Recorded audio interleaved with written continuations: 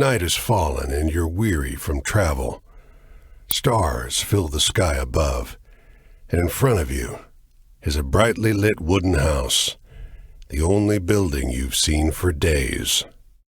You walk toward the house, hearing the sounds of laughter and talk as you reach the door and push it open.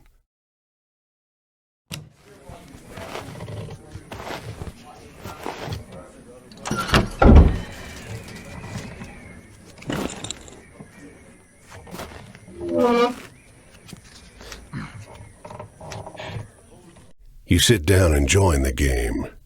It's a cheap buy-in, and not many of the other players are very good.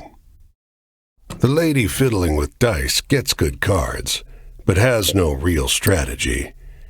The man to your right seems to just hold on to the highest cards he has, regardless of suit or any consideration of matches.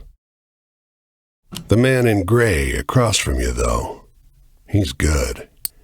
He already had the largest pile of coins when you bought in, and while your winnings grow quickly, you can't quite catch him. One by one, the other players leave the table, sometimes with pique or with wry humor, leaving their winnings with you or the man in gray.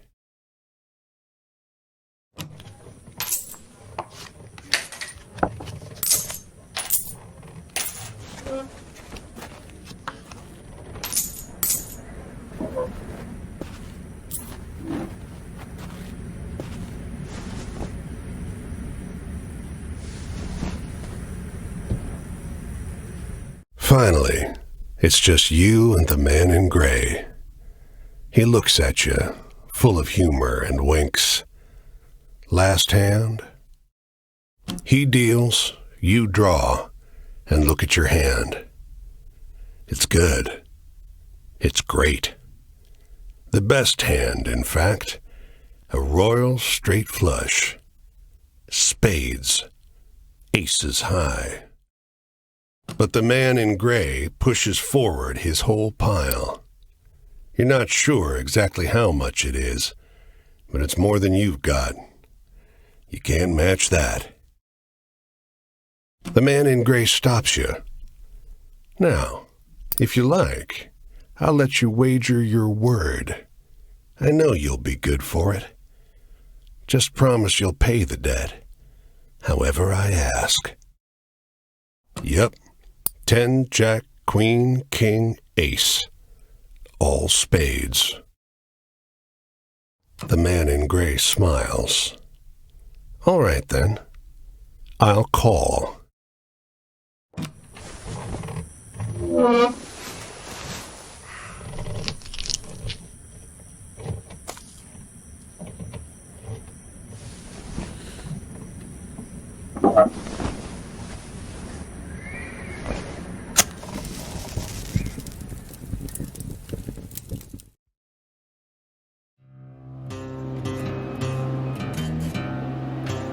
Well, your luck wasn't so good, was it?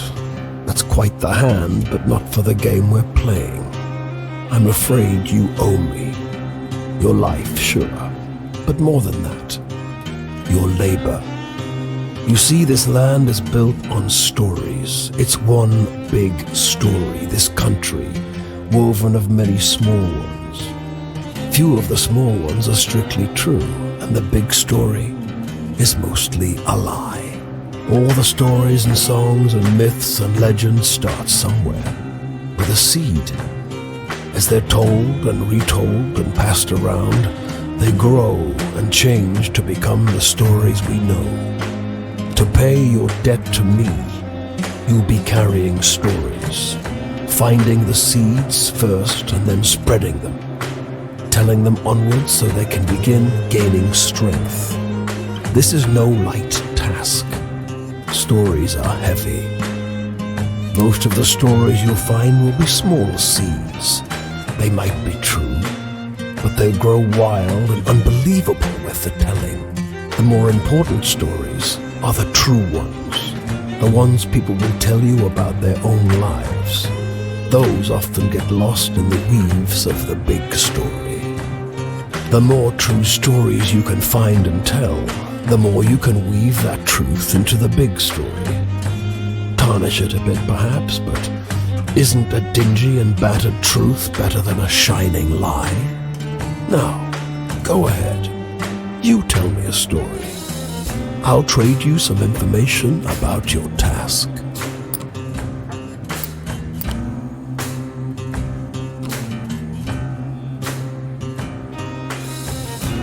Travel? That's your job.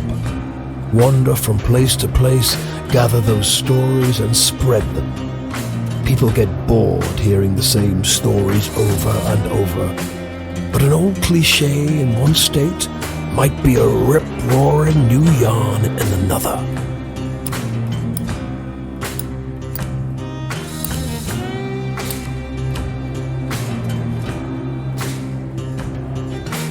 I'll strip away your flesh to make the journey easier, but still you will feel pain, hunger, weariness, thirst, and despair.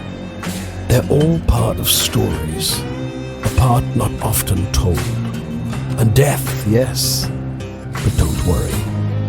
As long as your task remains, you come back.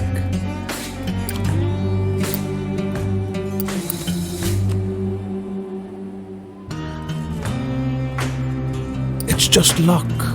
Funny how bad luck seems to follow the folks who already have problems aplenty. Well, try your luck out there in this country. See how the dice treat you. It's not all bad. You'll have to work hard, but I'll give you the gift for seeing the true shapes of people. Not many who can do that.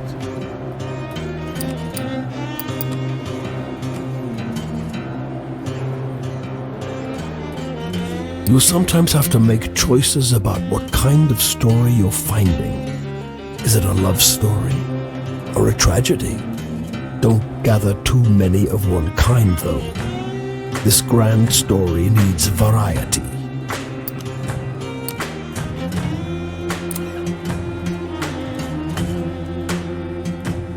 Your deepest desires, your greatest wish, heaven? Big Rock Candy Mountain? El Dorado, the Promised Land, that place just over the ridge where they all say that the water tastes just like the sweetest wine. Well, I don't know where that is. It's supposed to be somewhere in this country. Ask the people you meet. They're all searching for the same thing. Go on your way, seeker. Maybe we'll meet again, or maybe not. Either way, it'll be an experience for you. I'm jealous in some ways. I hope you find what you're looking for.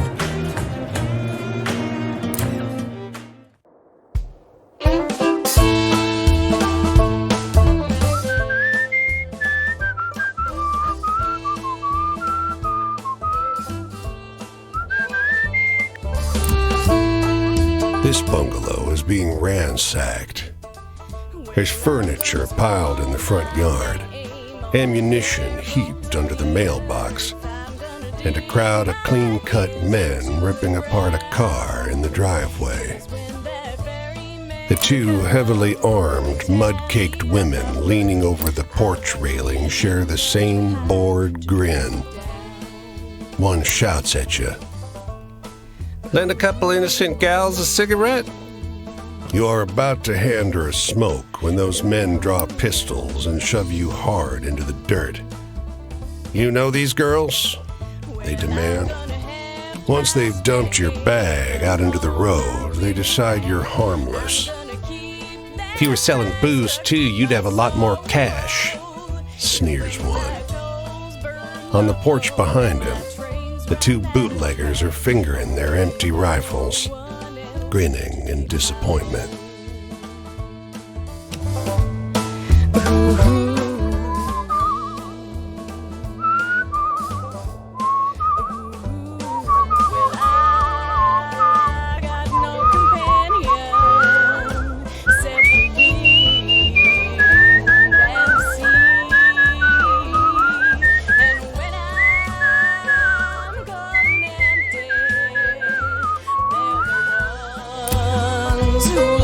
Off the road and into the woods, you can't help but come across this package by the old tree tied to a sturdy stick.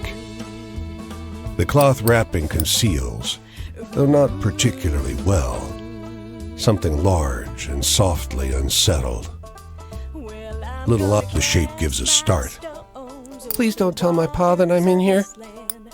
It says in a small voice. Pa doesn't want to live with us anymore, but I want to go with him. Don't tell him, please. I'm hiding. You tell the boy you'll keep his secret. You don't see his father anywhere. You don't see another soul for miles. My tale, my vagrant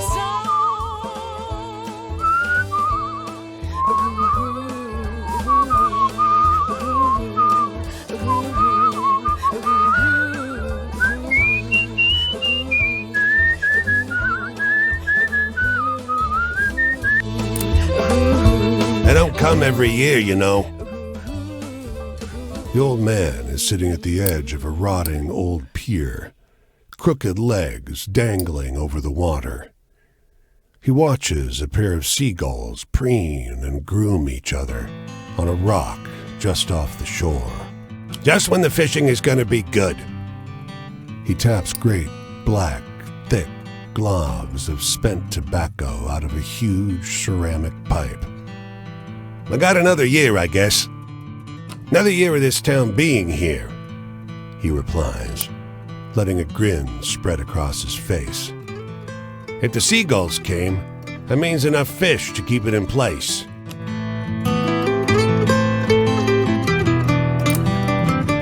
A woman walks the small town square with the poise of Betty Davis.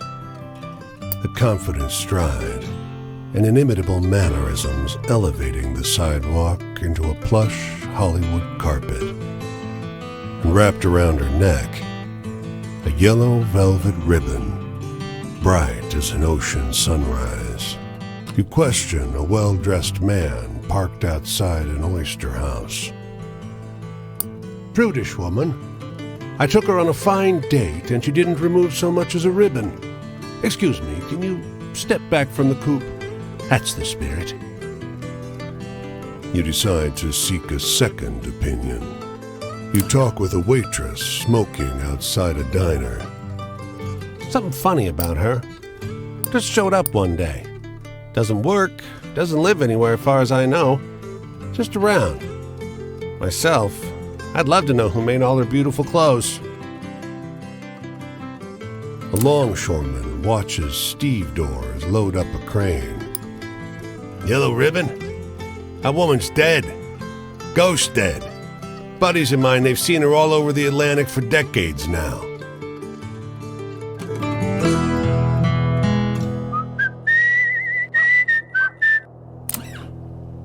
You can see storm clouds on the horizon, and you don't relish the thought of being caught wandering this rocky seaside road in the rain. Fortunately, you find the lighthouse door open, with a daunting staircase before you.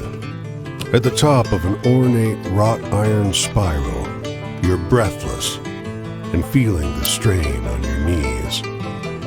Rain already batters the walls outside. You can only knock on a heavy wooden door leading into the upper level. Muffled voices and light seep in beneath the door. Looks like we got a visitor. Sounds like a man's voice, deep and rough. Well, behave yourself. I'll open the door. Another man, this one with a higher, more sonorous voice. I always behave myself.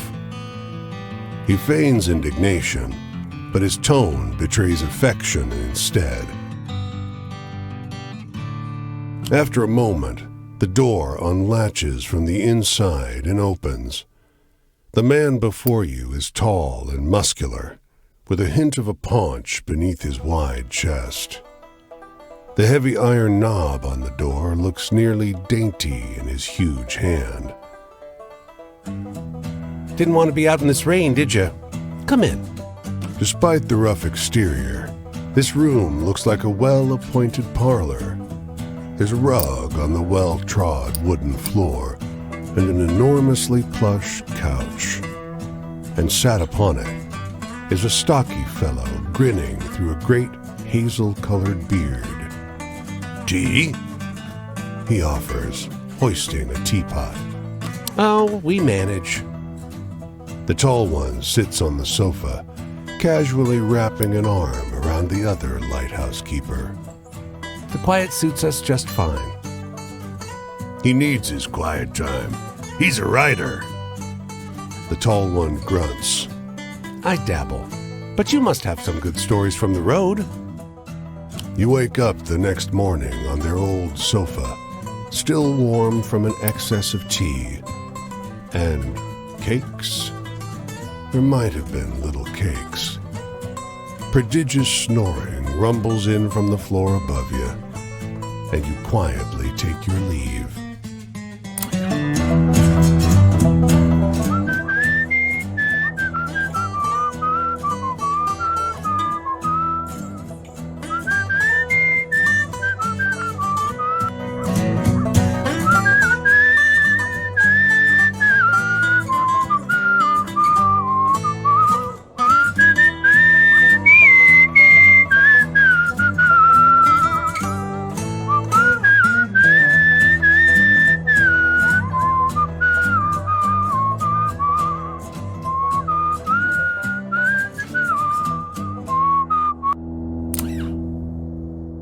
The man is the color of mill dust. His smile creases his face like folds in dough. He gestures you inside the dilapidated structure and shouts over the sound of driving wheels. You're welcome to sleep here. You don't want to rest by the river. Not in the evening. Insects. Man shoves the broken door closed behind you. The mill is warm, and the air is heavy with the powder kicked up by your entrance. You realize how easy it would be to drift off on this pile of sacks to the loud but constant sound of the grinding wheels. Pain sears your spine. Why did you sleep at this ridiculous angle? Your back complains from being draped over the millstone. That's good the mill is totally abandoned. Its works long ago disconnected, or your legs would have been pulverized. The man is gone. This is not a place to linger.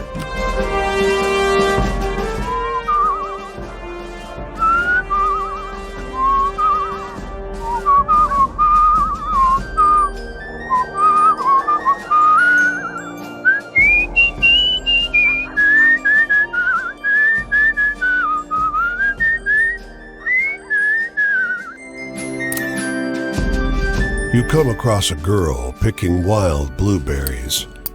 She smiles and greets you. Anin. She offers you some from her birch bark basket. You reach in the basket for blueberries, but pull out a handful of small, smooth stones, all the colors of the rainbow. The snickering girl runs into the trees as fast and light as a rabbit.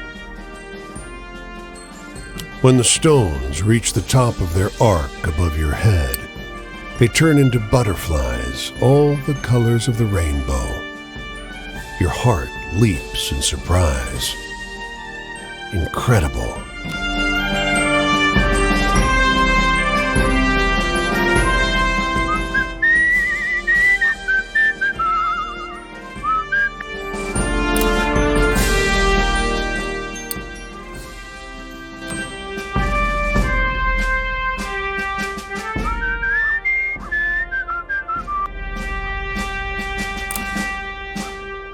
Women are oblivious to your approach. Their eyes are shut. Their touch, where they hold hands, is gentle. They speak in low tones. One stifles a burst of laughter, but it brings a smile to their faces. Sorry, Says the one who laughed. don't be. Another assures her. They don't look up. And we give thanks for those who have left us, who we wanted gone, for the skills to thrive without them, and for the companions who make the effort joyful. The voice of the youngest wavers. The woman to her left squeezes her hand. This is not a scene to intrude upon.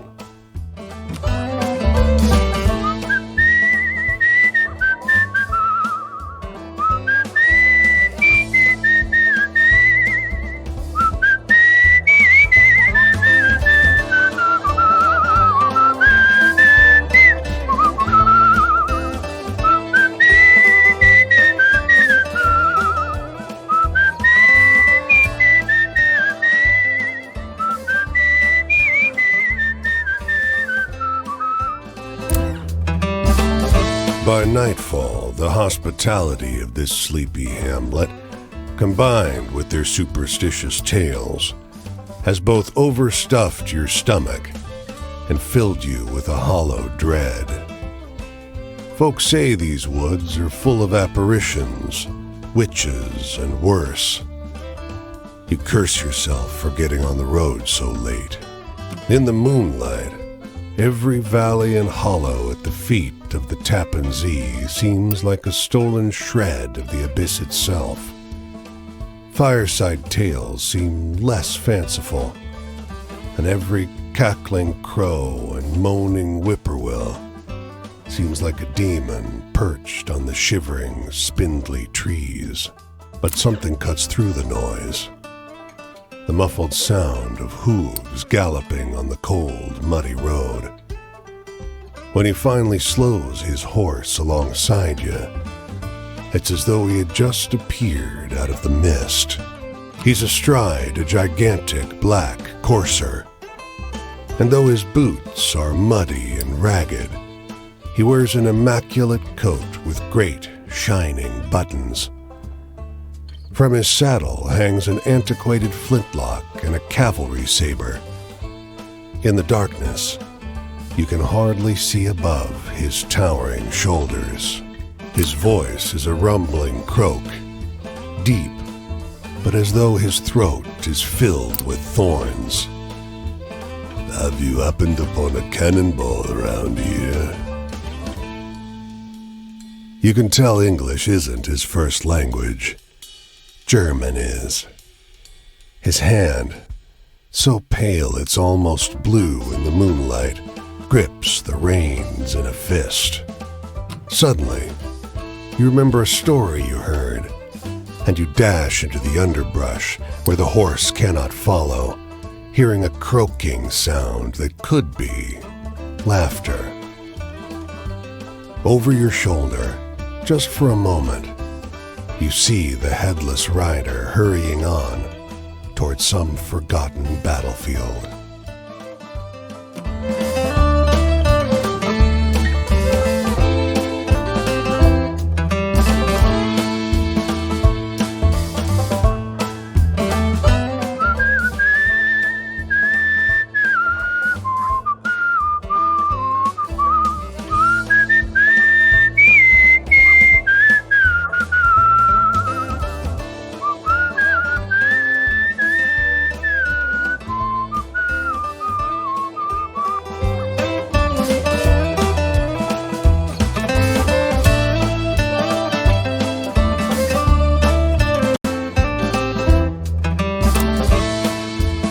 A few wanderers like you are looking for a place to camp. We heard there's a Leatherman cave nearby. They tell you. They describe a locally famous vagrant who hiked this area for almost 30 years.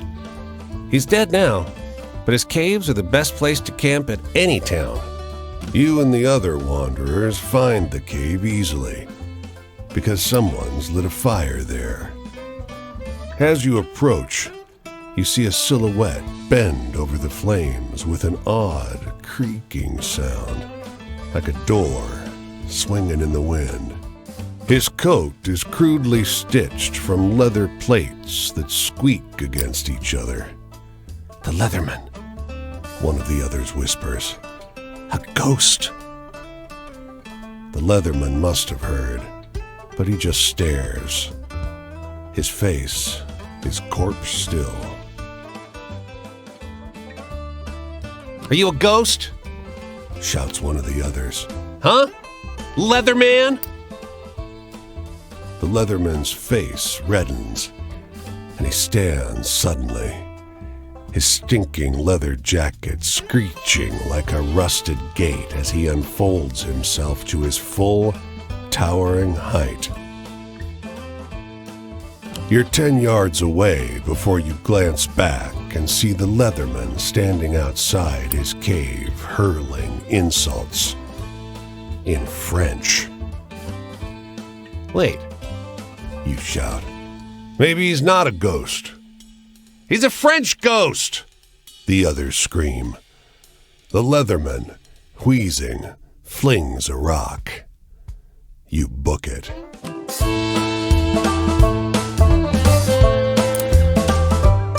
The edge of summer has turned the ocean choppy and misanthropic, and the skies miserably gray.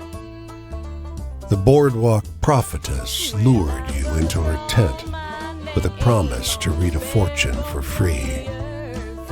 Seems like business has slowed to a crawl already. Before you lie the instruments of her profession.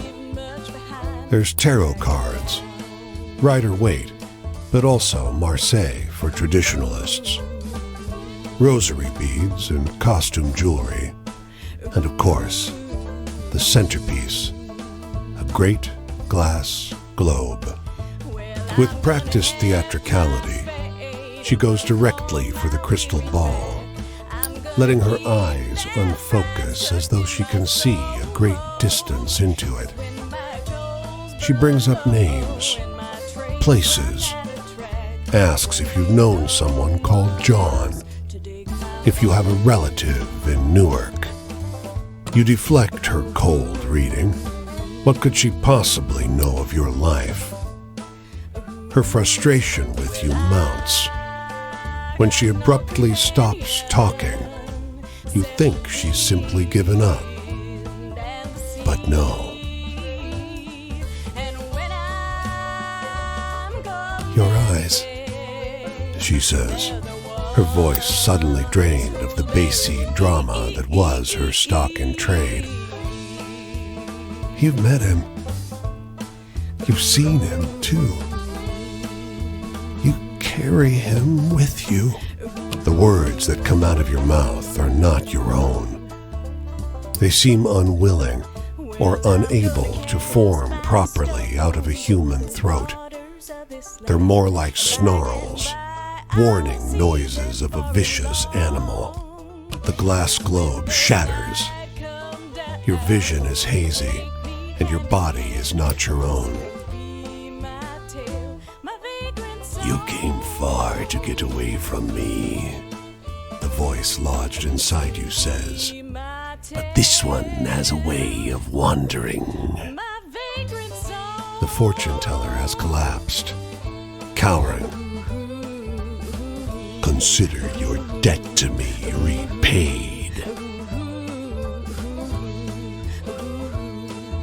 When you come to your senses, you're lying face down on the rough wood of the boardwalk, sore and weak. An empty patch of wood, cleaner than the surrounding planks, is all that remains of the fortune teller's tent.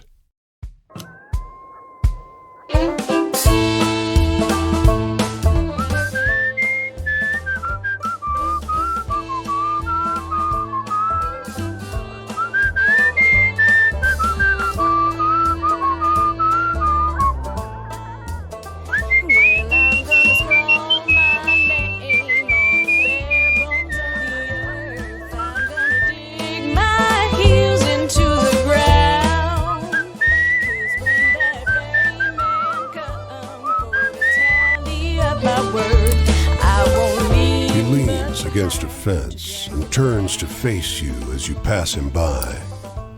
At his back is a bag full of birdseed. He assures you that the gawky birds perching on his body are the last remaining passenger pigeons. They look extinct to you? You're not sure those dull gray pigeons look anything like the pictures you've seen of passenger pigeons, though you can't help thinking they stare at you a little too intently. Say, you like birds? They're lovely creatures. Guileless, really. Hunted damn near to extinction, weren't you? He strokes one of his birds under the chin. You think you see drips of blood flecking the creature's dirty gray head. You sense it's about time you start moving on. You be kind to the little birds now, you hear? You hurry along the road, though the flapping of ungainly wings seems to follow you for hours. To bury me.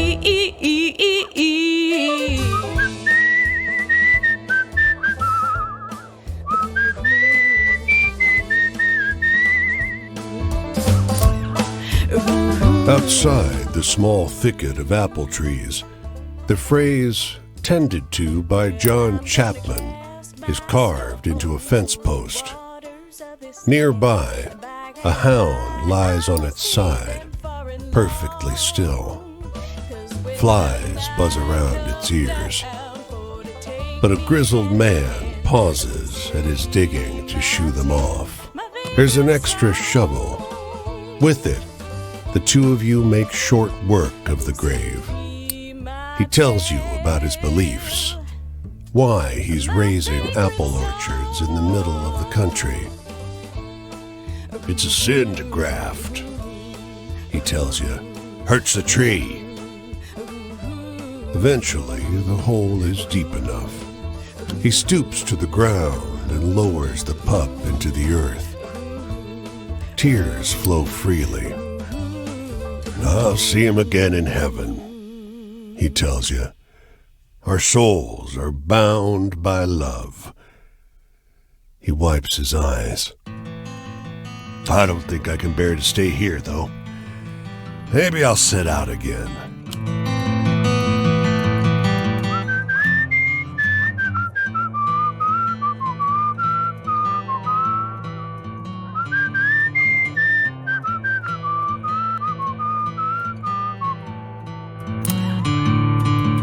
Muddling through the dark, you stumble into the path of the white deer.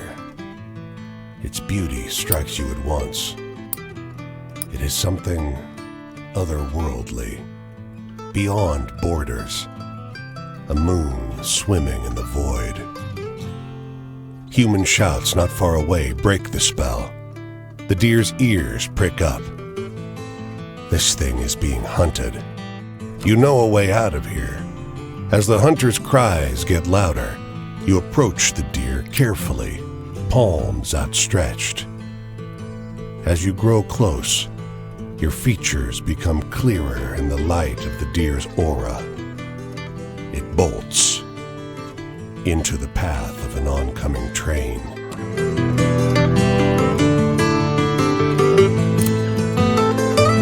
As you walk along the river near an unfinished bridge, men with a tool belt catches sight of you. Hey, over there, he calls out. You look like you could use a quick way to get some hard-earned money. Hard-earned is right. The bridge hangs high over a perilous drop. Great, he exclaims. Suppose you'll want a safety belt. We Thunderbird people don't need them. We fly when we fall. He chuckles. You find yourself up high, looking over the rushing river that crashes around the foundation of the bridge. As you work side by side, the man mentions, "You can see Thunderbirds up here if you know how to look." You ask him to explain. Practice your peripheral vision, if you dare. Last thing you need up here is for them to see you seeing them and come swooping at you," he says laughingly. "You only see the clouds thicken. It sure does pass the time working. The man pays you well when you're done with the job."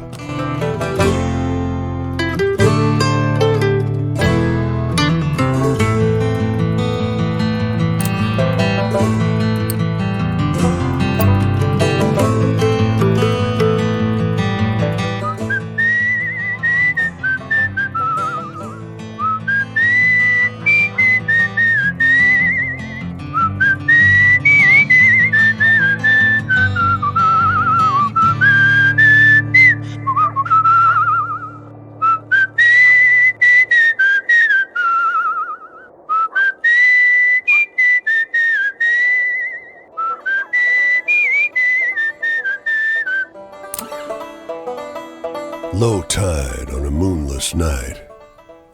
This beach is long, stretching toward a receding sea. In the darkness, the sand seems coarse and gray, alien.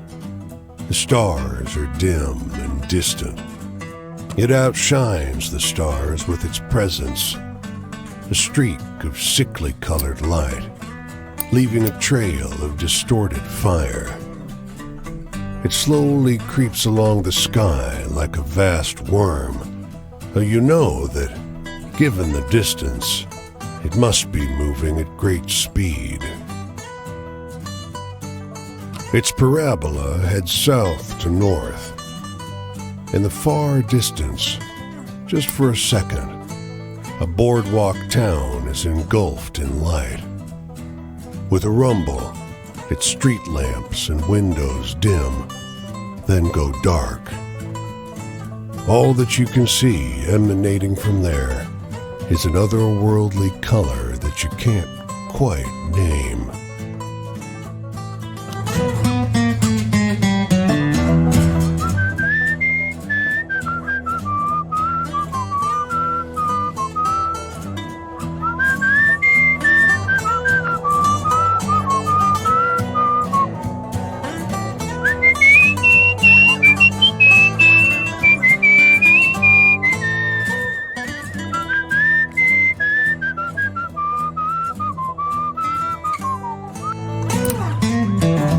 His clothes are expensive, but unkempt.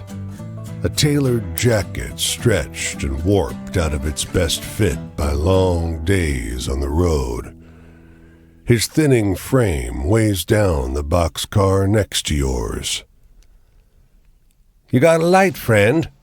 You offer a match, which bends and nearly snaps as he scratches it against the pitted iron edge of the boxcar. "Thanks," he mumbles, perching one last cigarette on his lip. "Don't rightly know where I'm going." You notice how deeply wrinkled his clothes are. It's as though a huge hand plucked him from a high society party and crumpled him up like a sheet of paper. "Don't rightly know how I got going, either. They built a railway just past Missy Hudson's estate. Damned racket ruined our soiree. Might have been a few bottles of Armagnac too many when I walked down the tracks to tell them to keep it quiet." He drags on the cigarette, but you never see him exhale.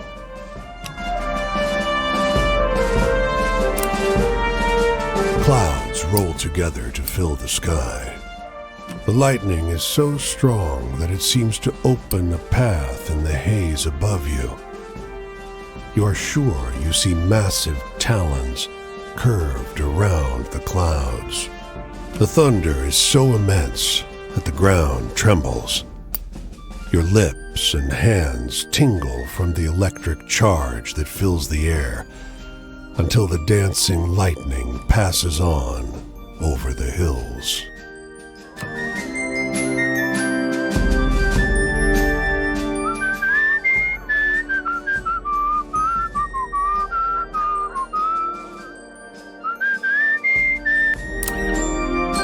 The stream is a clear, reflective shade of blue, unusual in this region where bog iron colors the river's brown.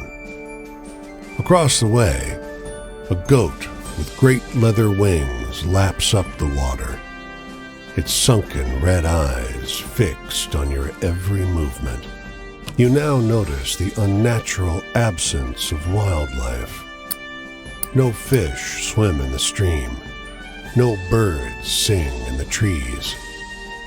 The winged goat drinks with a forked tongue, only abstractly concerned with your presence. Over the hill, a scorched one-room house lies abandoned, 2 of its 4 walls in ruins. The goat rears up, front hooves curled, and stretches its wings out to their full breadth. The goat opens its mouth and wails, a protracted, shrill sound, indistinguishable from the cry of a human infant. It only begins to stop when you take several steps back. The winged goat doesn't follow.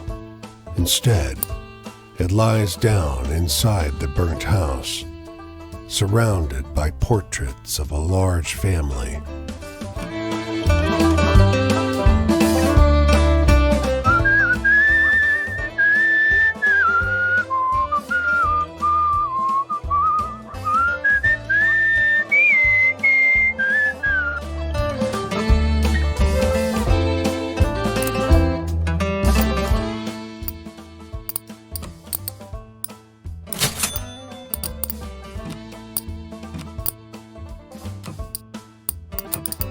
The engines belch black smoke as the ferry churns gray water into froth. A broad-shouldered figure leans out over the rail, eyeing the skyscrapers on the horizon. Nearby, a man and a woman speak in low, urgent voices. He takes her wrist gently. She is weeping softly. I wish you didn't have to go, She says. There's got to be work on some of those buildings going up. His thumb skates over her pulse point. I checked every day for a week. There ain't. I'll be back, though. Got your picture in my wallet, don't I? It's not forever. Her words are split by a sob. Might as well be. My parents didn't come to New York for this. She leans against him, the wind tousling her hair. He pulls her to his chest. I'm leaving because I gotta go. If there was another way... They stand together, close, quiet, in the stiff breeze.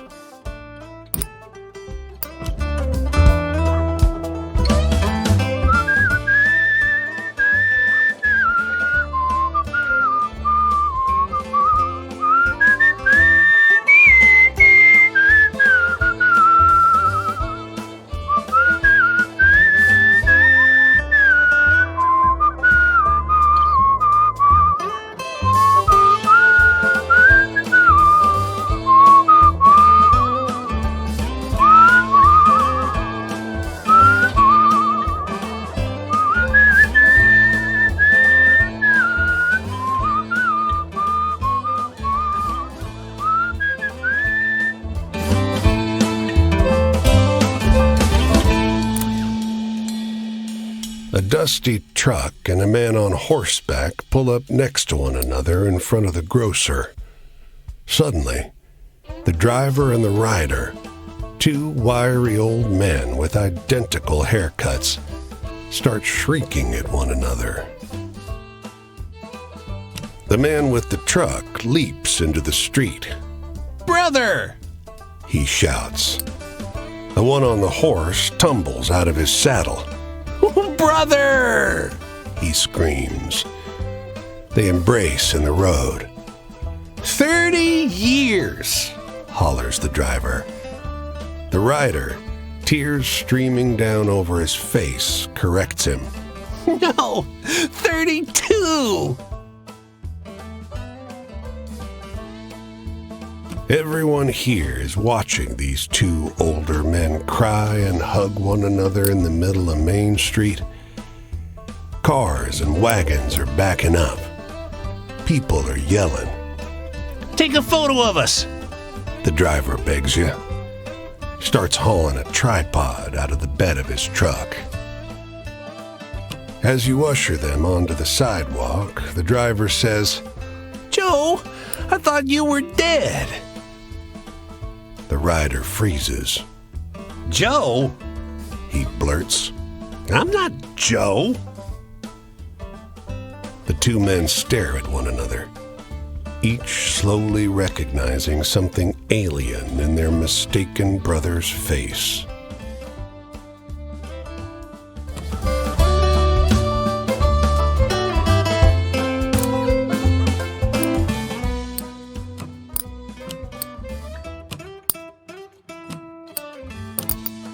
This city is like no other you've been to.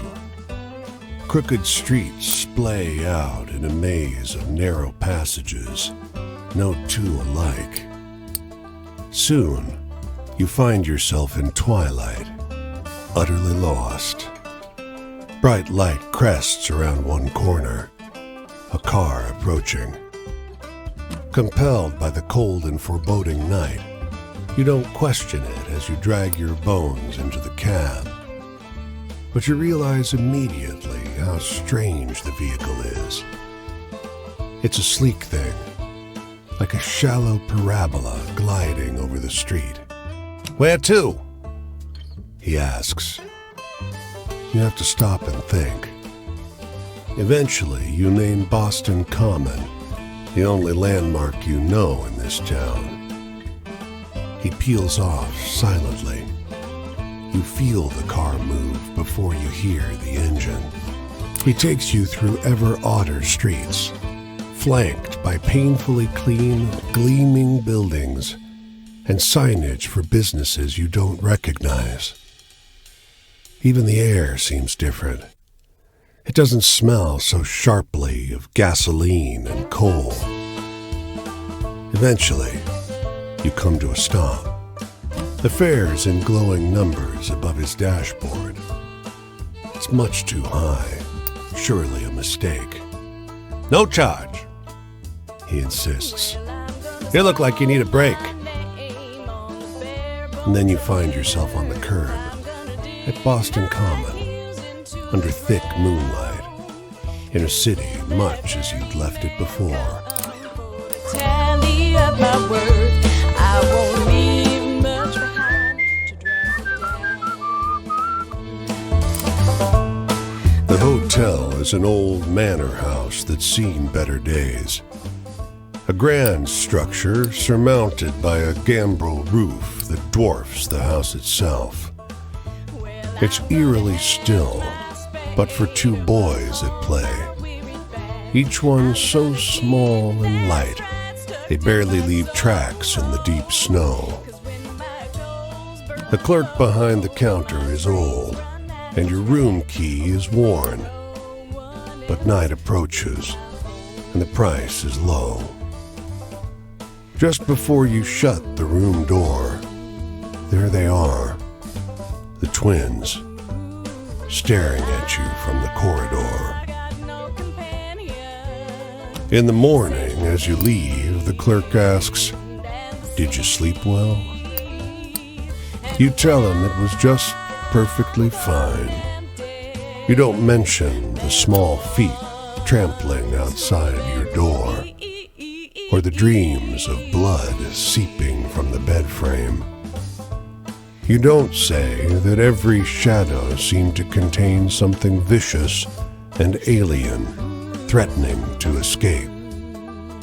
The snow has turned to a dirty slush that clings to your shoes. On your way to the road, you feel the stare of 4 tiny eyes somewhere in the shadowed eaves of that crooked house.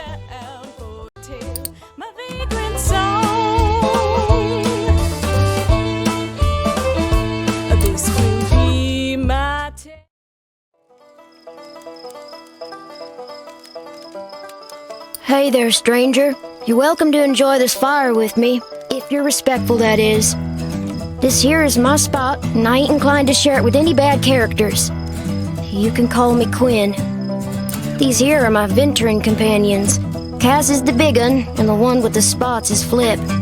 I usually beat my way on the rails, but the road news said this town was fat, and the weather was fine.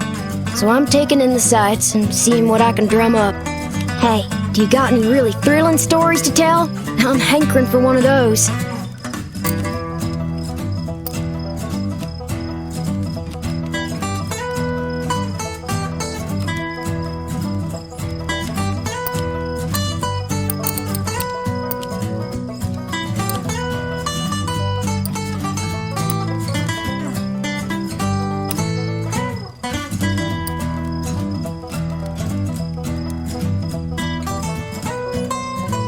Well, that was a lively tale. This land sure is something, ain't it? I can't wait to see it all. Tramping like I do makes me realize the land's another kind of companion. It's always with you. Maybe things are so depressed because folks lost sight of that. I want a story that scares me. Now I'm older, almost nobody can do it. Give me your best shot.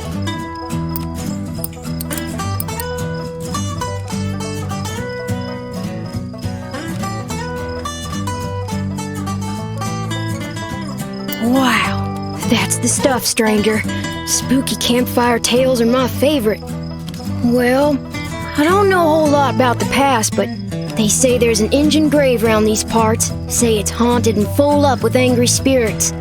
I used to love hearing stories of cowboys and Injuns fighting it up. Would swap tales with the youngins.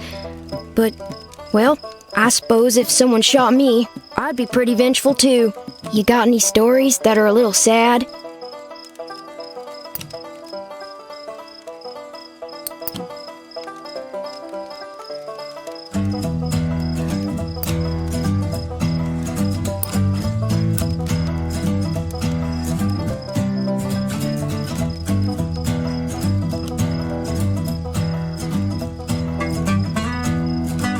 Usually like the sad ones, but that sure was beautiful. Thank you. Wishes come true, huh?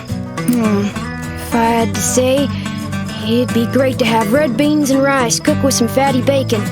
Supposed to be a Mississippi River specialty, but I ain't never had it. I'm in the mood for something real funny like.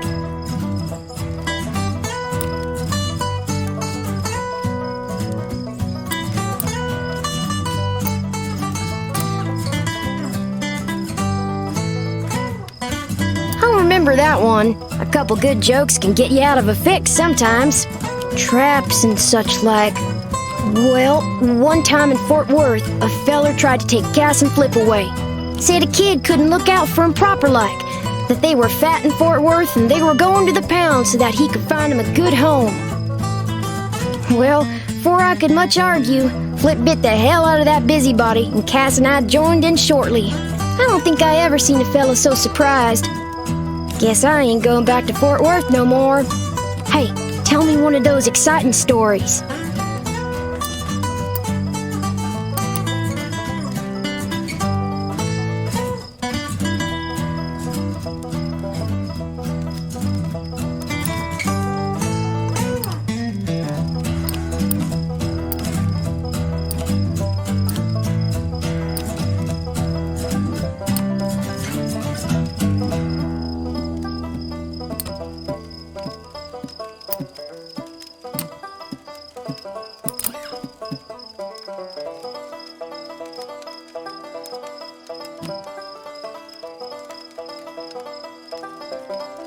Well, that was something.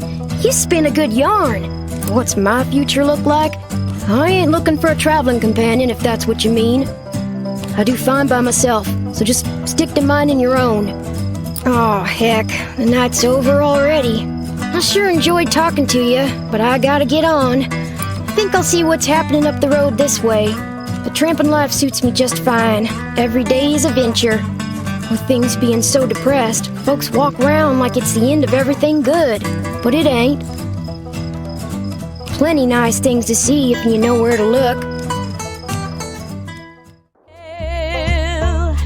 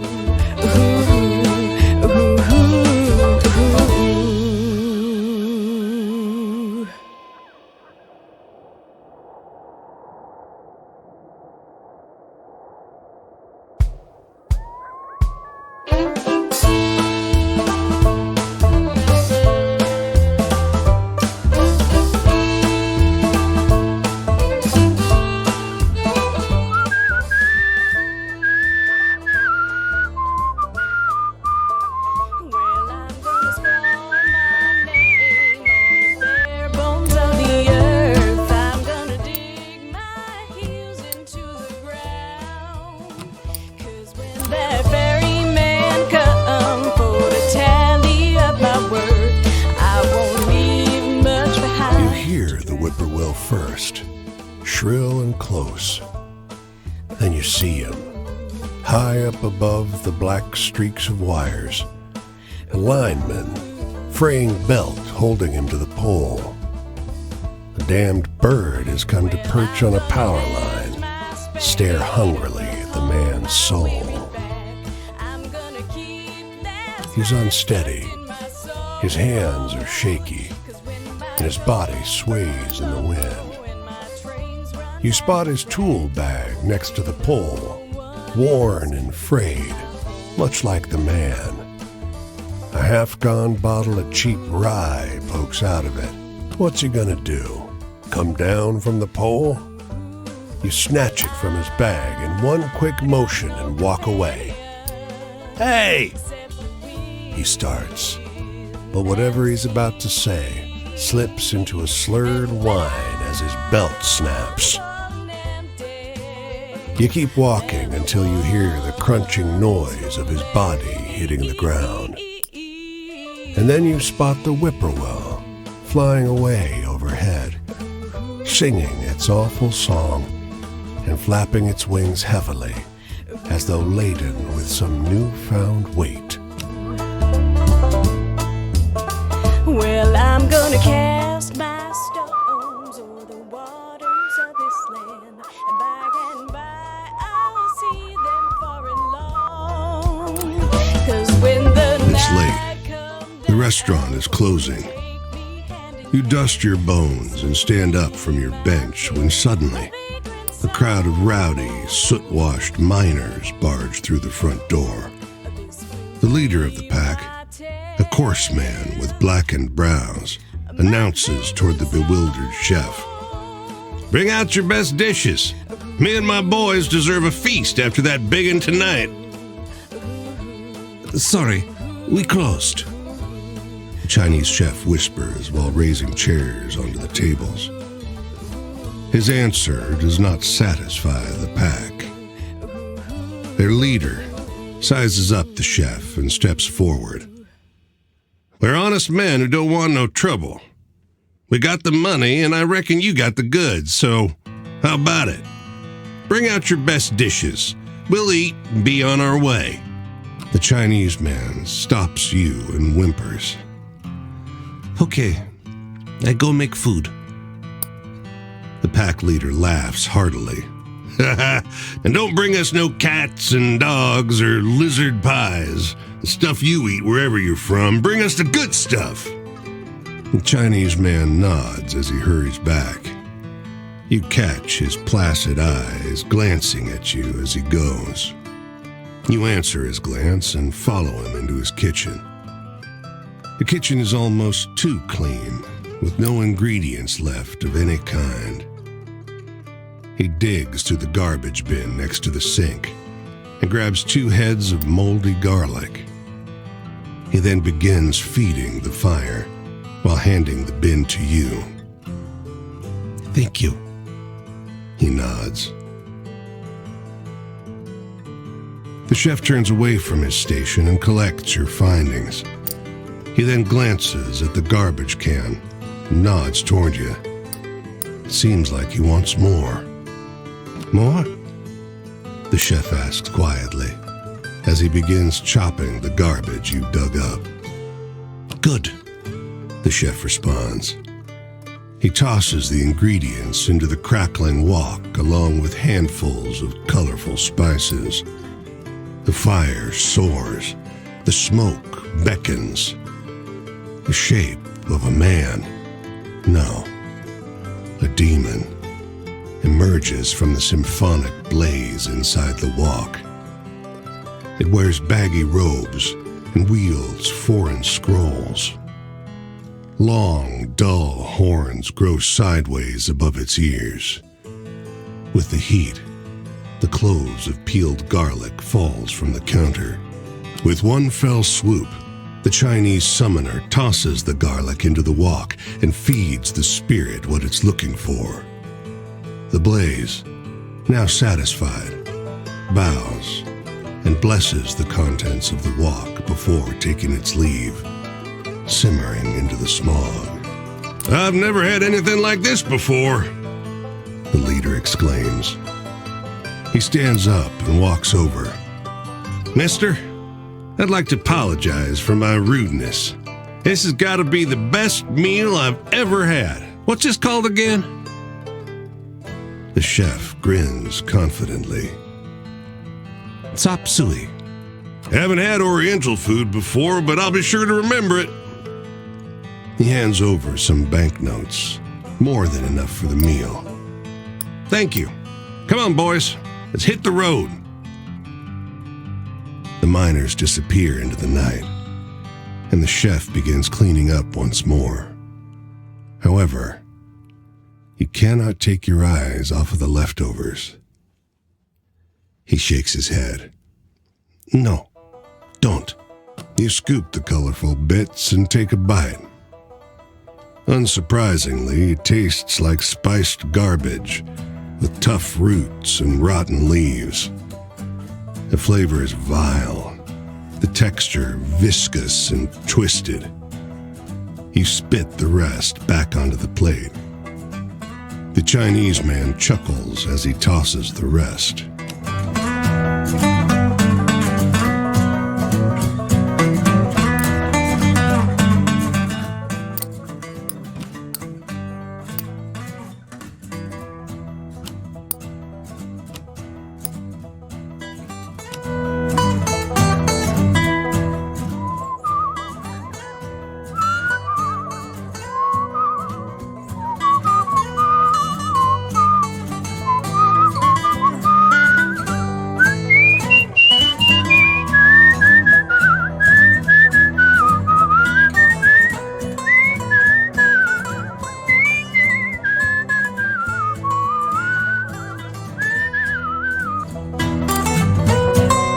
The old man sits by the roadside.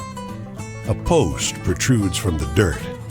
A mismatched set of horseshoes tethered to the top with colorful string. I wish I knew where it went, he mutters. He glances up and startles. I know you. We've met before, haven't we? I know you. He stands, triumph in his smile. It's been 50 years, but I'd recognize you anywhere, General. He fingers his lapel. I don't have it anymore, but I remember that day so well. You shook my hand. He offers that hand to you. There's a jolt as your palms meet. The sky grows dark. A faceless crowd gathers, a hodgepodge of uniforms and insignia. The old man smiles. Years melt from him.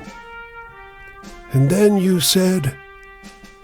The response leaps from your tongue. This is for your bravery. There's a medal in your hand. He grins, salutes. The horde around you falls. 100 spectral soldiers dropping into the dirt. You step back. The darkness recedes, and the world is as it was. But the old man still wears the medal. Well, how about that? Thank you, stranger.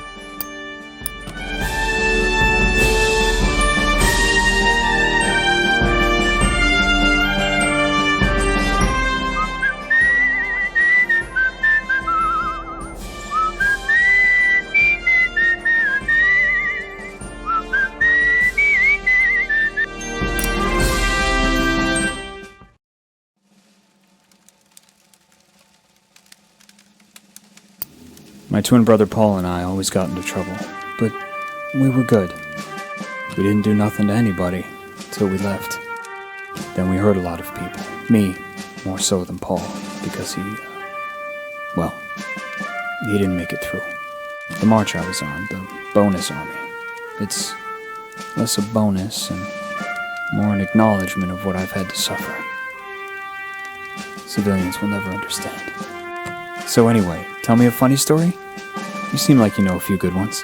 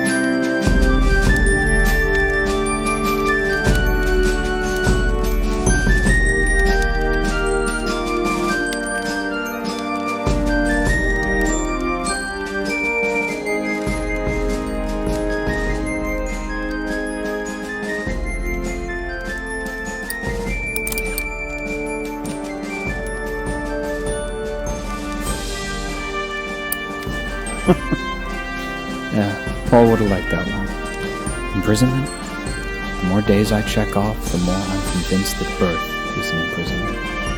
I must eat, so I must have money. I must have money, so I must work. It's an inevitable prison. Know any good jokes? I'm not so good at telling them anymore.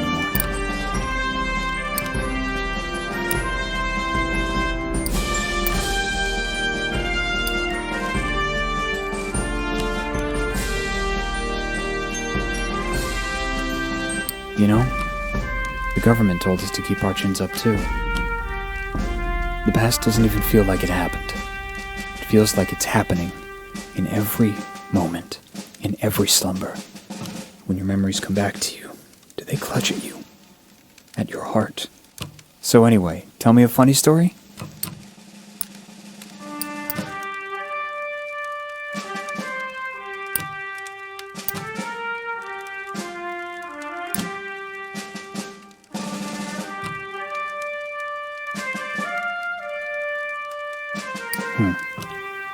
Life ain't like that, in my experience.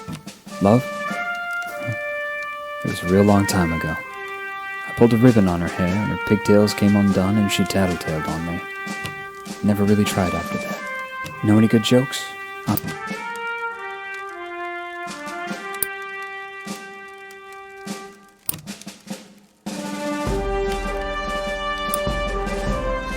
Leaving?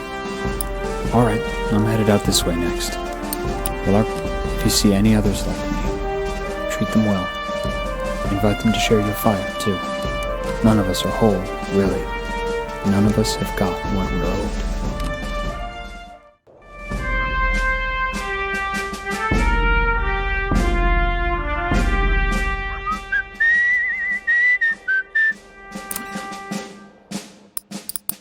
The mailman's uniform is dated and worn. He sits on the edge of the road, head in hands. He looks up as you approach. Can you help? Car clipped me. I think my legs... Well, I'd appreciate it if you could deliver this for me. He holds out a brown envelope. The letter's addressed to a James Gibson Sr., 120 J Street. But the city stymies you. The blocks run straight from I to K. You stop a man for directions, but he shakes his head and laughs. Someone's playing a joke on you. There's no J Street. Over here. woman in a brown coat overheard your question. She steers you down an alley. Someone's chalked a big orange J on one wall. I thought Clovis was late. Go left up ahead. Old Man Gibson's the third on the right. As you round the corner, the world changes. J Street is a place out of time. Like the city forgot an entire street a century ago and carried on around it, oblivious. Even the noise and bustle of D.C. can't penetrate this little pocket. The man who answers is ancient and stooped. He peers at the letter. I think it's from my son. I don't see so well anymore. Will you read it to me? You tear the letter open. It isn't good news. You read the letter, omitting a few key details, but his face still falls. I don't think he's coming home, He says. It's been so long. I don't think he's ever coming back. He takes the letter. Thank you for bringing word, at least.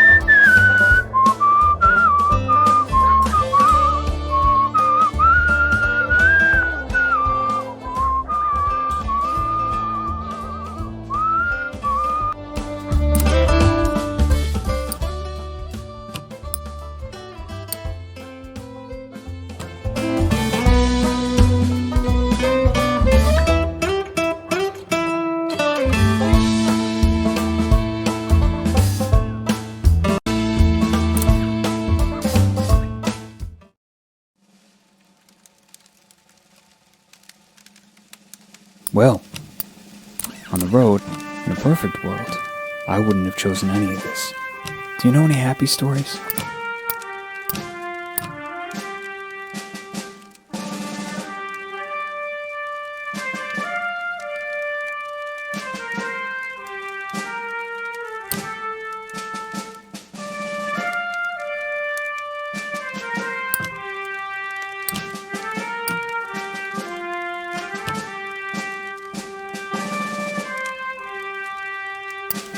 For a moment there. Just a moment. I felt better about it all, too. My faith? Well, God and I haven't been on speaking terms since I got the infection. I gave the fucker so many chances to make things right, and he hasn't followed through. Tell me a happy story.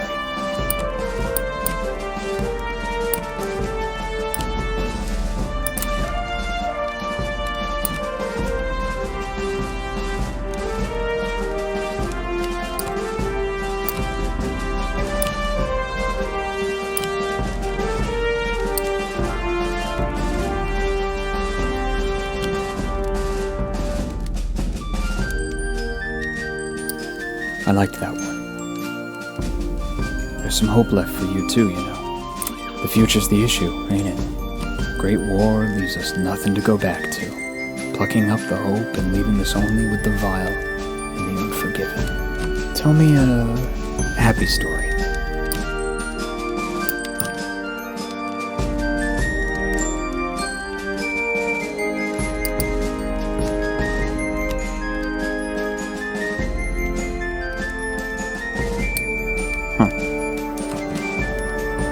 The past doesn't even feel like it happened. When the memories come back to you. Do you know any happy stories?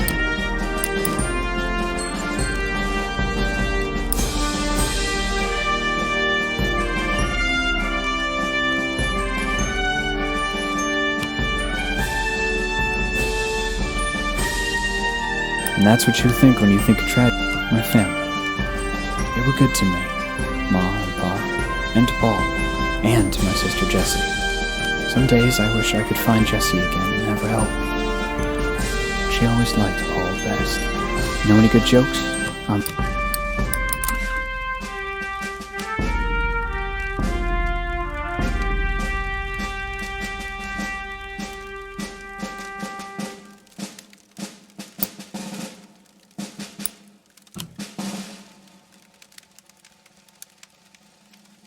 That can't be true. Home. Well, my sister, Jessie, won't forgive me for what happened to Paul, so she won't let me back home. I made my own way for a while after that, till no one could afford gardeners. Who could stand to care for the land nowadays? Here's the sun. I've got to go. I'm headed up the road this way. Will our paths cross? Days come and go and the terrors return. They'll never be able to pay back what they owe me, but I'll always keep at 'em. What about you? Is there something somebody owes you?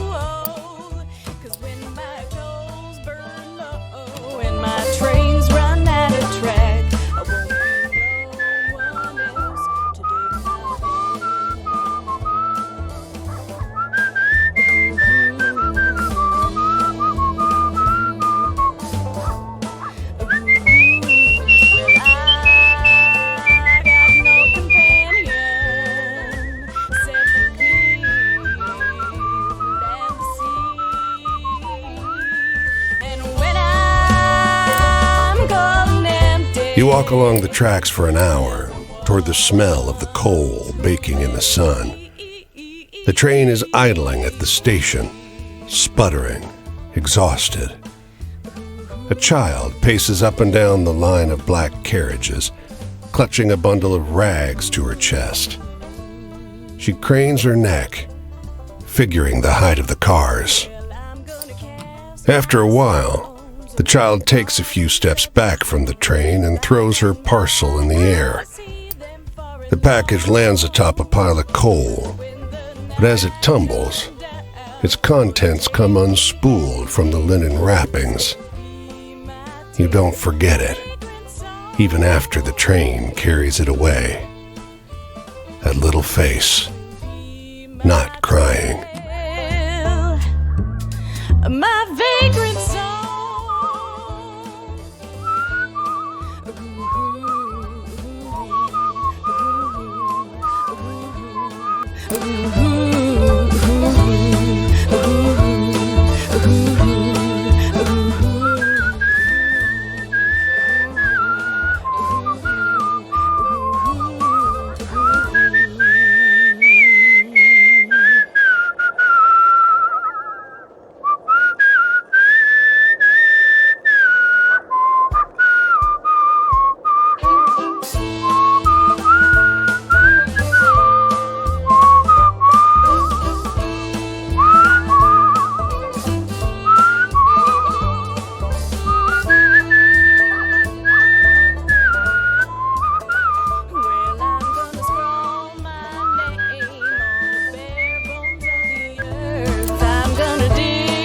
Downtrodden folk have transformed this public park into a shanty town.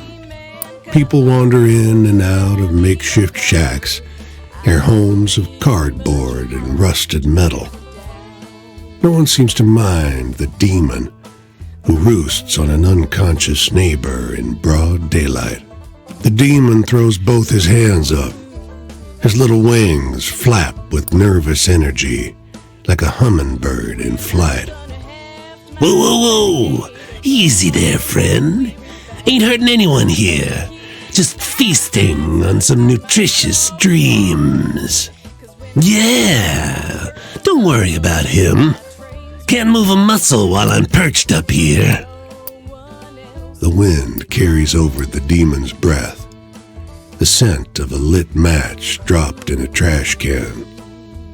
Hey, I can't decide what to eat. Help me out. Love me some fear. The demon sticks one long finger up the sleeping man's left nostril. A circular shape darkens his pants, then flows outward. You smell ammonia. The demon pulls his finger out of the man's nose, who begins to snore. He was dreaming about cleaning his teeth, so I turned his toothbrush into a knife. The demon throws his head back and cackles, a sound that reminds you of shaking a box of Cracker Jacks. All right, I'm stuffed to the gills. See you around? He hops down from the bench and saunters off, whistling, terribly out of tune. This will be my tale, my vagrant soul.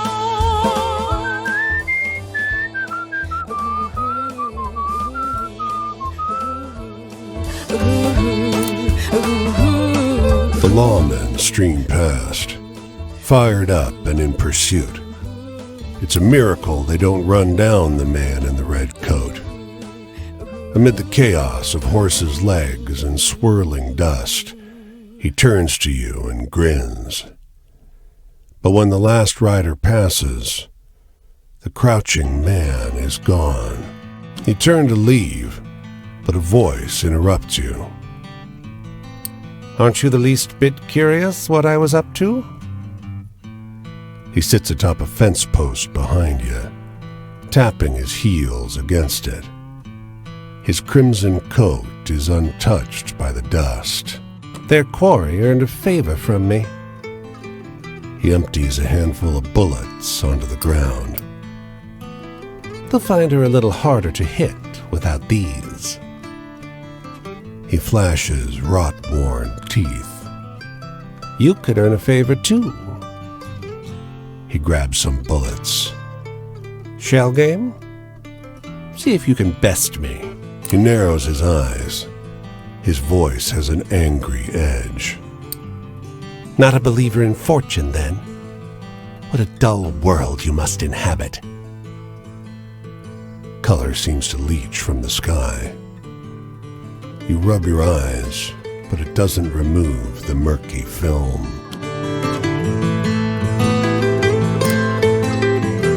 This abandoned rail yard is full of broken old boxcars, so of course people are taking shelter here. The looks they're giving you are a little less than friendly. You search around for an empty space to rest. There's a heap of rags and sticks in the back of this boxcar. You start digging around, looking for tinder, and the heap starts moving. "Hands off!" a voice yelps. A long, knotty arm with nails like rusty screws darts out and shoves you away. You see big yellow eyes and a flash of snaggle teeth. This is my home, the creature informs you. Are you moving in? Well, you can't. I have the deed for the car. I do the chores around here. I have a lawyer. I'm respected in the community. The creature's muddy fist emerges with an official document. The actual deed for the property. There's even a clause describing the boxcar itself, rust and all. The creature's signature is a bloody smear. The creature's arm is long enough to shove you all the way out of the door and deposit you outside. You don't come into a man's home and set his bed on fire, he shouts and slams the door shut.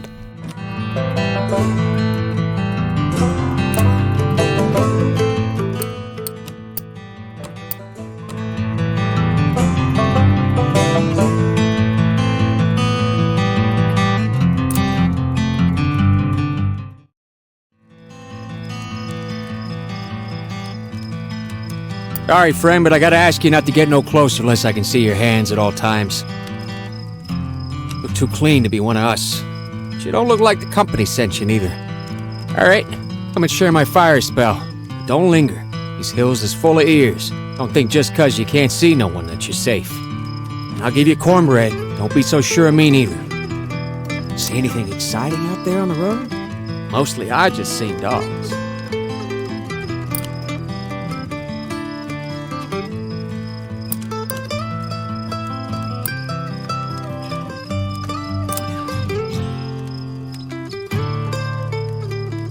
Brings me back. There was a time when me and Big Ben could just enjoy exciting stories like this one. Innocent. Authority? Bosses? You ain't worth nothing to them. You're like a pickaxe or a coal cutter. Damn shovel. You break, you get replaced. It's almost like they're proud of that. Got any funny stories? Must have a couple.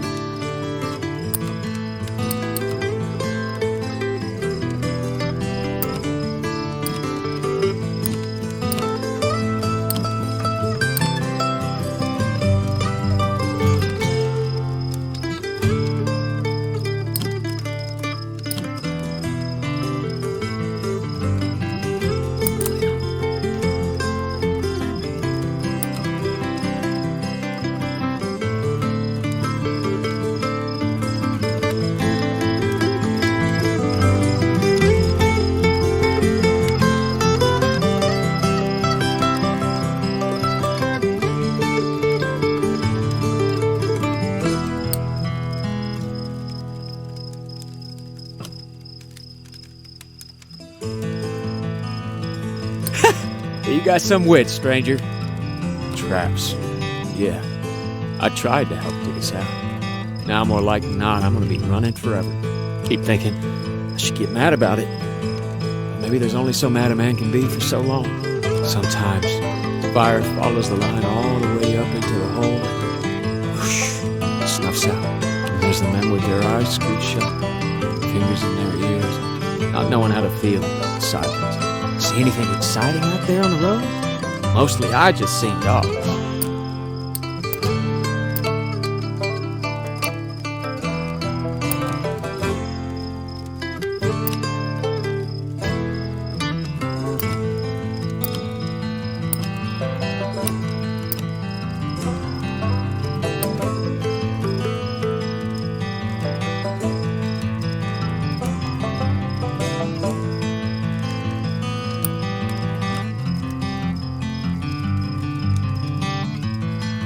You'd be popular at mealtime where I'm from. You'd keep a whole crew glued, I bet. Home?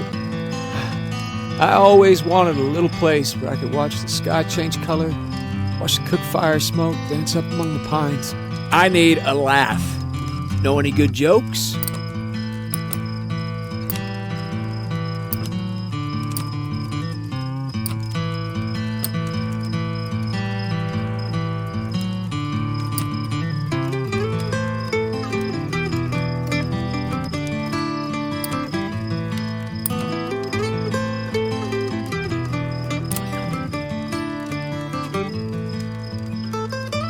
Come on. Fortune?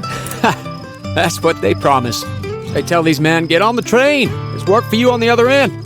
They say, pack up. Bring your families. Come on, earn your keep in the land of the free. So they pack up. These men quite a ways from their home already. And if they make it to the mine town alive, the company tells them, gotta use our tools. Take it out your first month's pay. Train ticket here too. Nothing you get doesn't come from us. First day you go down to work, you might even be in debt already. What can they do but go down all in a line, like beasts into the dark? See anything exciting out there on the road?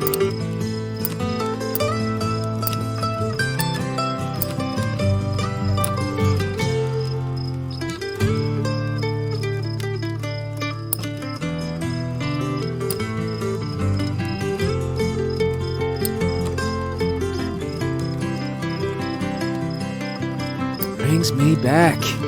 There was a time when what's freedom? When the community decides what it's worth, setting the value of things together? You mean when you don't answer to nobody? Just ain't possible, my friend. Morning. I gotta get going. Headed up that way. Won't be specific for my safety and yours. You want to find me? Then do it. Talk again about these things. Cole ain't got no country. No worker neither. Worker ain't Virginian, ain't Christian, white, colored, Irish, Polish, nothing. A worker is a worker. We all gotta work. If you're one of them, if you think I sound red, you best come out and say so. Get it over with.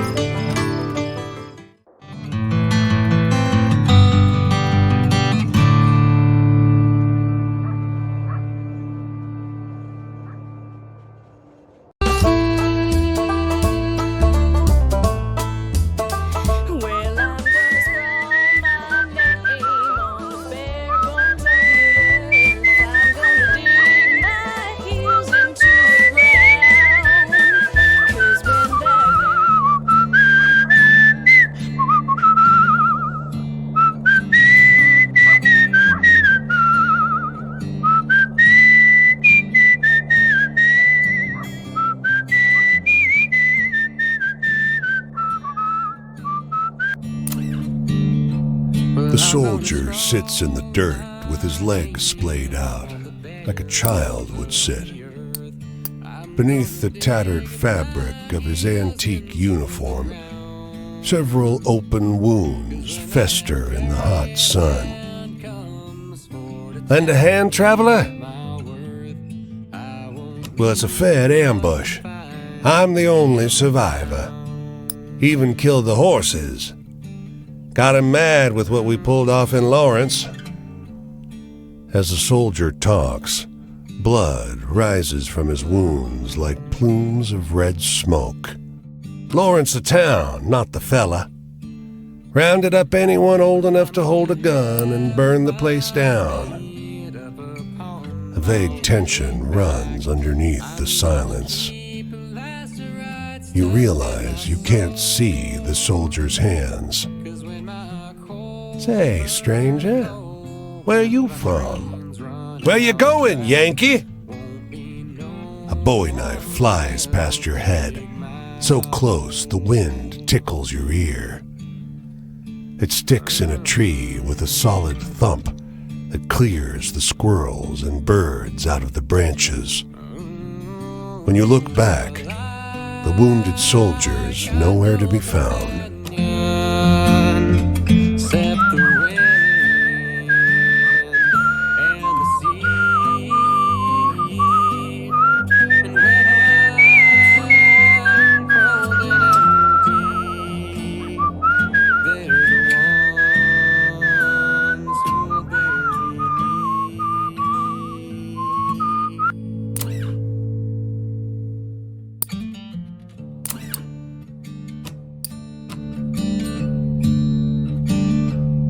I'm gonna cast my stones o'er the waters of this land. We need a sixth, She told you, beckoning from the steps of a great dark mansion.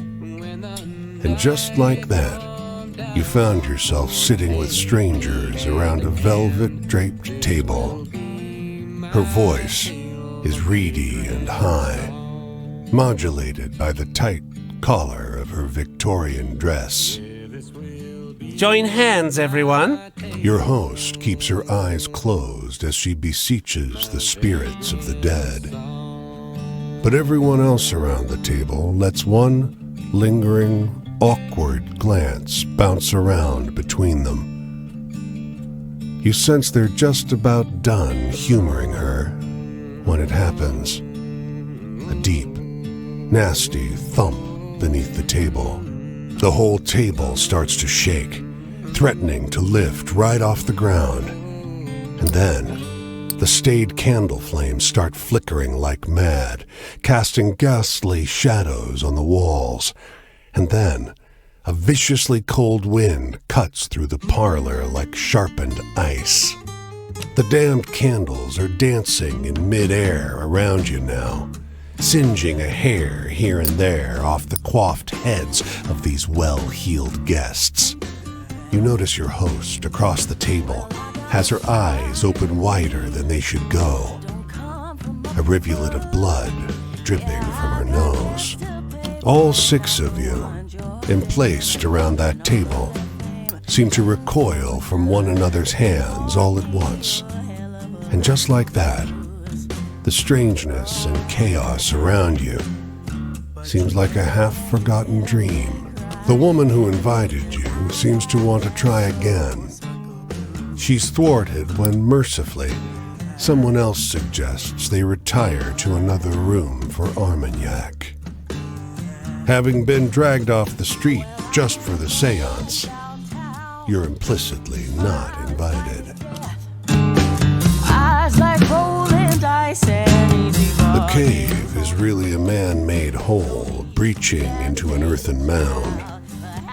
The man, khakis dirtied by kneeling on the rough earth, has assembled a macabre little pile of skulls to the side. Readying these for sale, friend. He wipes his hands on his pants. This pile of skulls, clearly claimed from his enemies by an Indian chieftain, would be perfect for any cabinet of curiosities or sideshow attraction. Why, these skulls belong to no one. They're just here, lying under this mound, waiting for an enterprising soul to make something of them. Isn't this what America's all about?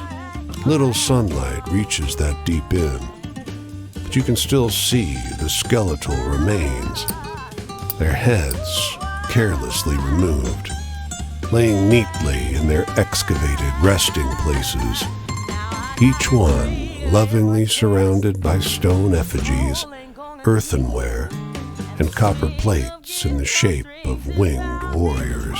You pause and consider this small man, greedily arranging someone's remains as though they were a trinket for a mantelpiece. It's crude and ridiculous. but he's a crude and ridiculous man. You have him run off the mound, sworn never to tell of what he's seen, for fear of monsters and ghosts. It's a small thing, but a kindness you hope.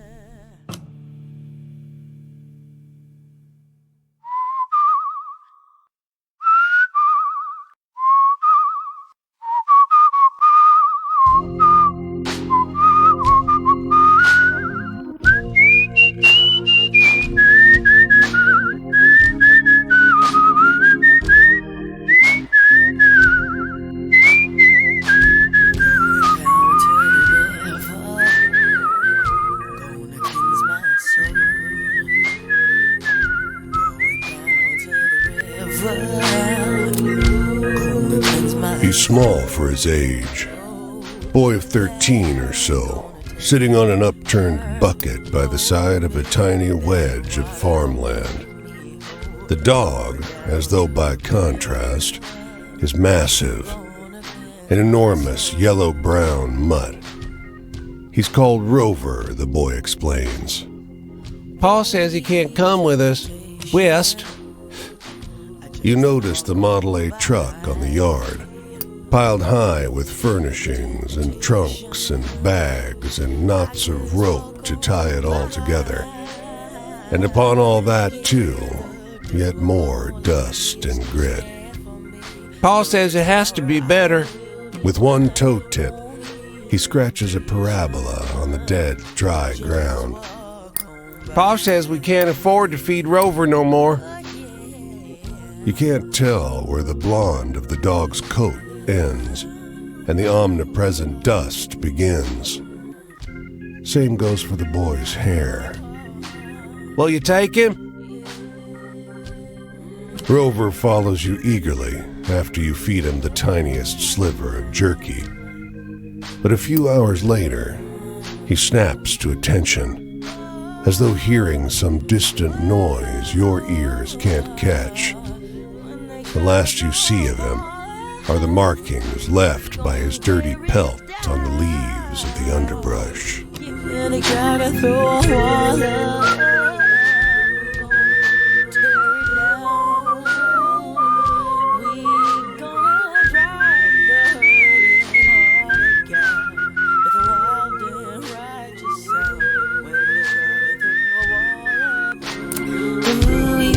You rest in a field where a well-dressed stranger talks your ear off on all manner of subjects. The weather, fireflies in summer, how combine harvesters work. After a while, the mood shifts. Heard my death bones this morning. Death bones. Heard 'em rattle like clank, clink, clank. More startling than wind chimes in a tornado. He plucks dry grass and chews on a piece. Ain't much time left now. That don't matter. I'm fine. Got my savior waiting at the pearly gates. The man shifts uncomfortably. At least I do as of this afternoon, I hope. Nearly knocked the pastor's door down earlier. Sure was good to meet you. The man pauses, rubs his chin in contemplation. Don't let the bedbugs bite. He walks off slow. After his silhouette becomes small in the horizon, but before he vanishes, you see him collapse to the ground.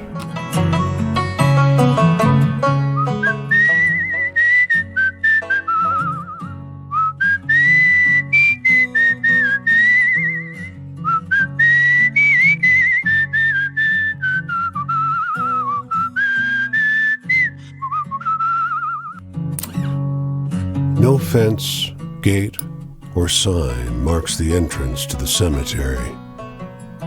Just a moment ago, you weren't surrounded by graves, and now you are. How long have you been stepping on dead folks, fully unaware? A wood board, bleached white. Unknown. The word was painted on black by a steady hand, each letter signed with a flourish. Whoever made this memorial had more compassion than money. You're already quiet, so maybe it's silly. But you instill that silence with intent. What else could someone do? A sparrow calls. Seems birds don't have much respect for the dead. You notice the grave marker isn't dug into the ground, just propped up on a tree. Looks nicer now, but unmoored as these markers are, this grave in front of this tree, does this memorial even belong to it?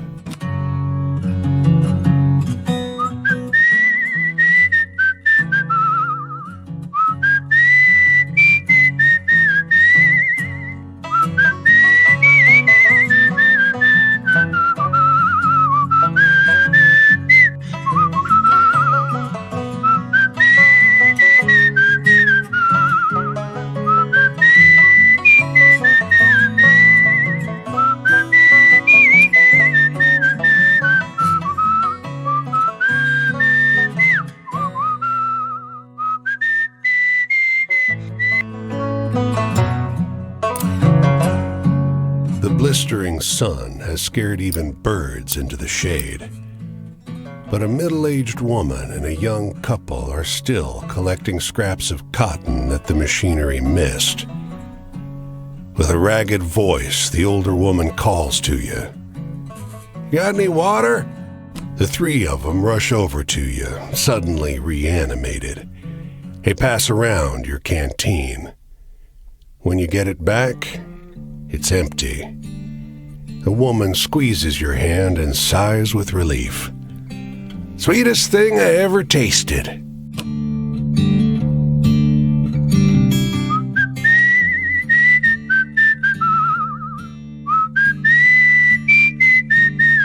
Well, I'm gonna scroll my name on the bare bones of the earth. I'm gonna dig my heels into the ground. 'Cause when that ferryman comes for to tally up my worth, I won't leave much to find that can be found.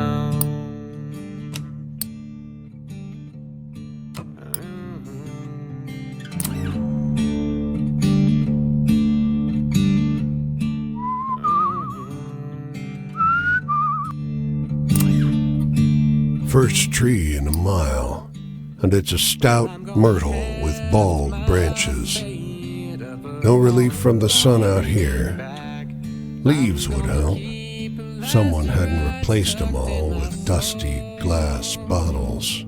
You cool down in the shade. The breeze blows through the bottles, making a series of heavy, hollow sounds. You think about wind chimes and the smell of fresh pies on windowsills.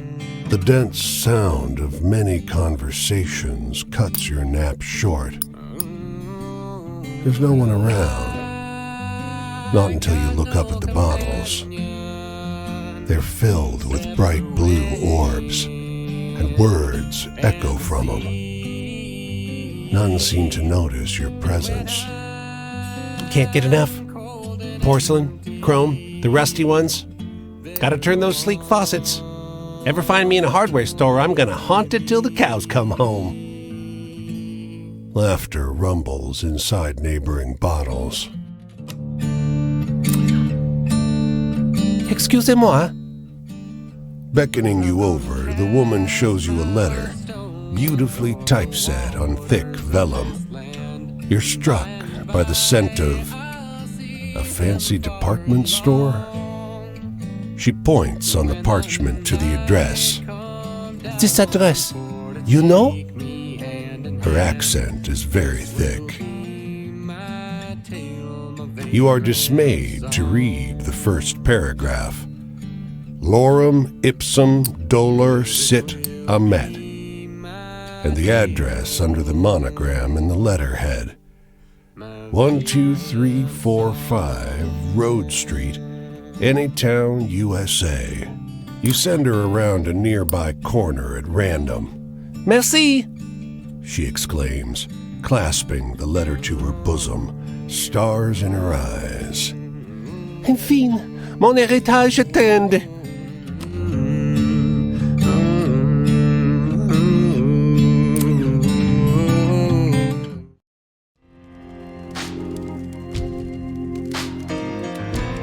Evening there. You looking for a sermon or just a chat? Don't really matter, frankly. First thing I ever learned behind the pulpit is that every homily is just a conversation. Ain't as one-sided as you might think either. Preachers ain't shepherds, they're cowboys. They gotta run with the flock, keep them directed without fencing them in. So how about you take a seat and guide us somewhere? You must have seen some pretty wild stuff on the road. What's the most exciting thing you've seen?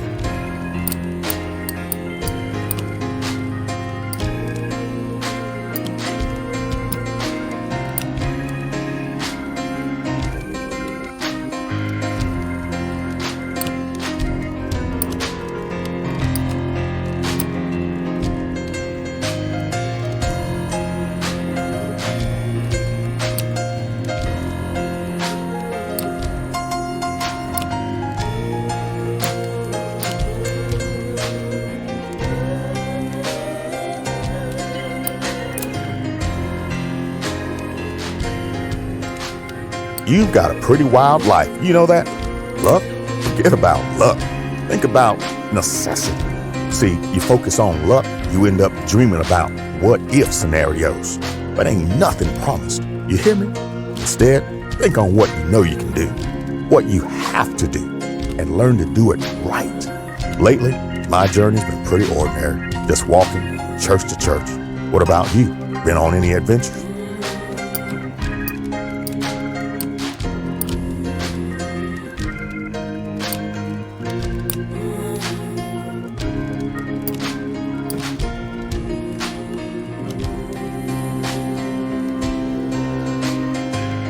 I swear I ain't heard a story good as that in a long minute. Home? Never had a home. Not the way y'all talk about it anyway. Pops and I had a little trailer for the summer he was wrestling in Atlanta. But otherwise, it was a new floor every week. Lately, my journey's been pretty ordinary.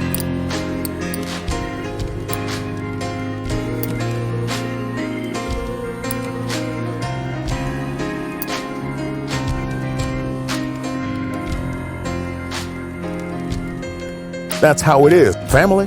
My family was my father. Pops was a catch wrestler. You know, a real fighting man. Used to drag me around, town to town, brawling with whatever local pretty boy they'd put in the ring. He lost a lot, frankly, but had a mean crucifix lock. Hey, do you have any spooky campfire tales? Feels appropriate out here, right?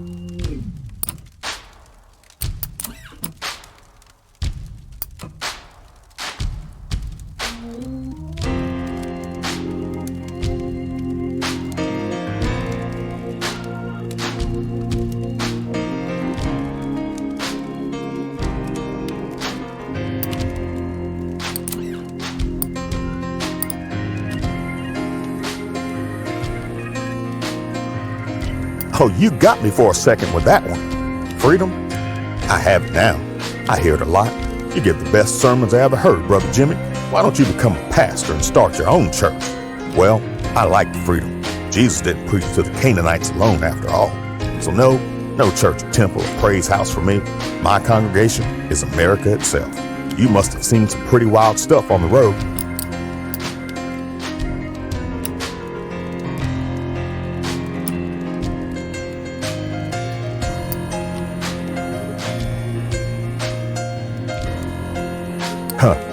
We all got faith. Every day we stride out into the world, that's faith. Faith that our time alive is limited, and that we must act during our hours and minutes on earth. Faith that what we do matters at all. We all got faith, see? It's just a matter of whether or not we got belief. Well, I gotta get moving on. I have a sermon to give in the morning, and the church is a long night walking that way. Walk like you're blessed, child, because even if you ain't, that's the only way you'll find your holy self.